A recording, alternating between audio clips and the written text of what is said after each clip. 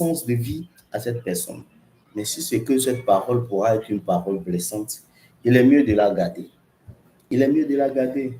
C'est pour ça que je dis aujourd'hui, les paroles qui sortent de nos bouches, est-ce que cela c'est pour créer un chaos ou c'est pour créer la paix?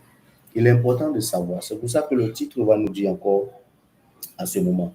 Je ne sais pas si le frère Laroche peut ajouter quelque chose à ça, on pourra continuer. D'accord. Donc, comme on va continuer au prochain verset, parce qu'il y a tellement, vous allez voir, on va prendre le temps de décortiquer un peu certains versets qui parlent de ces paroles, qui parlent de comment mesurer ce qui sort de nos bouches. On va aller dans le livre de Proverbes 13, au verset 3. Proverbe 13, 3. Oui, le frère Laroche. Quelqu'un qui surveille sa parole protège sa vie. Mais celui qui dit n'importe quoi court à sa pète. Waouh, que c'est puissant. Quelqu'un qui surveille ses paroles protège sa vie. Mais celui qui dit n'importe quoi court à sa pète. Waouh, quelqu'un qui surveille ses paroles protège sa vie. Et quelqu'un qui dit n'importe quoi court à sa pète. Je vais poser une question. Comment quelqu'un, d'après le verset, quelqu'un qui surveille sa bouche protège sa vie. Comment quelqu'un qui protège sa bouche peut surveiller sa vie? Je ne comprends pas. Bon, nous sommes en Afrique. Je vais prendre par exemple le cas de l'Afrique. Un jour, j'étais assis au milieu de nos papas, j'étais dans un village.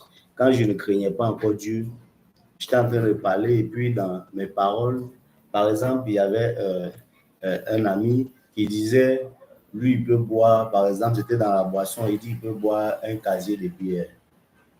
Il y a les papas qui étaient assis. Et puis on dit, bon, toi, tu ne peux pas boire. On a essayé de faire cette concurrence, on a déposé le casier. Et puis dans ça, il était en train de consommer. Il a pris sa première bouteille, il a décapsulé. Lorsqu'il engage la première bouteille, il boit la première bouteille, ça ne finit pas. Un casier, c'est 12 bouteilles. Ah ouais. Il a pris une seule bouteille. Il a fait tellement de bruit devant ces messieurs, devant ces papas, devant nous. Il dit, il peut finir tout un casier et puis il se lève, il s'en va à la maison, sans problème. Les papas l'ont regardé et puis ils ont dit, OK, comme c'est comme ça, il faut prendre et puis tu vas boire. Il a pris son casier et puis dans le casier, il a retiré une bouteille. Il restait 11 bouteilles. Il était en train de boire la première bouteille. Depuis, il boit, ça ne finit pas. Depuis, il boit, ça ne finit pas. Depuis, il boit, ça ne finit pas. Jusqu'à avant que la bouteille ne finisse. Oh, pourtant, ce jeune, il y a des personnes qui n'ont ce jeune avec eu l'habitude de consommer. Voilà. Le casier. Le casier. En un coup. C'est ce qu'il avait l'habitude de faire. Mais comme il a dit, devant les gens, justement, qui voient que ça a créé encore d'autres choses. Ça a créé d'autres choses. Il faut qu'on comprenne que nous devons contrôler les paroles que nous sortons. Parce qu'on ne connaît pas qui est auprès de nous. On ne connaît pas la parole que tu peux sortir. Prenons même dans le cadre je vais prendre le cadre de la politique en Afrique. Si aujourd'hui, je suis avec mon frère Laroche et que je ne contrôle pas le milieu où je suis en train de parler, et puis je me mets à parler peut-être de la politique, d'un membre du gouvernement que je vais préférer taire le nom, et que je commence à parler, et lui, il ne fait rien, il faut qu'il parte, et tout, sans contrôler mon entourage, sans connaître que il y a quelqu'un qui est assis auprès de moi, qui est en train de m'écouter parfaitement et qui est peut-être un proche de celui dont nous sommes en train de parler. De là, on peut le contacter et directement, on vient m'attraper. Et là, on m'enferme. Là, ma vie aussi est en danger. Donc, c'est dans plusieurs contextes. Ça, c'est le contexte logique de la vie. Vous voyez un peu. Mais aussi, dans le contexte spirituel, lorsque tu contrôles ta bouche, là aussi, ton espérance de vie sur terre aussi est prolongée. Ce n'est pas seulement que dans la vie logique, mais dans le monde spirituel aussi, parce que la bouche est faite pour bénir. C'est Dieu qui l'a dit.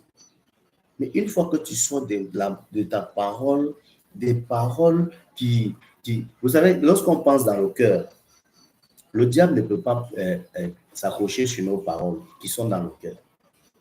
Il ne lit pas nos pensées. Il ne peut pas s'accrocher dessus. Mais une fois que ce qui est dans nos cœurs sort de nos lèvres, dès que ça sort, le diable s'accroche dessus. Et nous serons confrontés à toute difficulté.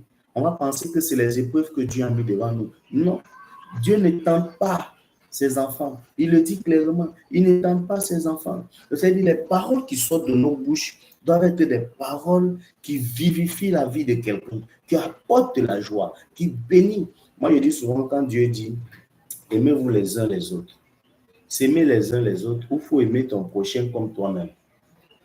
Le prochain est comme un miroir pour nous. Lorsqu'on se regarde dans un miroir, on voit son reflet. S'il y a une tache sur le visage, on voit instantanément la tache et puis on a la possibilité de modifier. S'il y a quoi que ce soit sur le corps, on modifie rapidement. C'est la même chose que ce que nous on dit à notre prochain. Il faut comprendre que la parole que tu sors pour donner à ton prochain est comme un miroir. C'est un reflet. Une fois que tu donnes à ton prochain, ça reflète sur toi cette même parole. Donc quand tu dis à quelqu'un, je te maudis, tu n'as pas maudit la personne, mais c'est plutôt toi qui as maudit. Parce que c'est un reflet. Tu es en train de regarder cette malédiction qui retombe sur toi. Quand tu te regardes sur le miroir, c'est vrai, tu vois le miroir, mais la chose que tu vois principalement, c'est toi, c'est ton reflet qui sort sur le miroir. Donc, quand on dit aime ton prochain comme toi-même, c'est la même chose aussi qu'on va te dire. La parole qui sort de ta bouche doit être une parole pour construire et non pour déconstruire. On va continuer en prenant un autre verset, en cherchant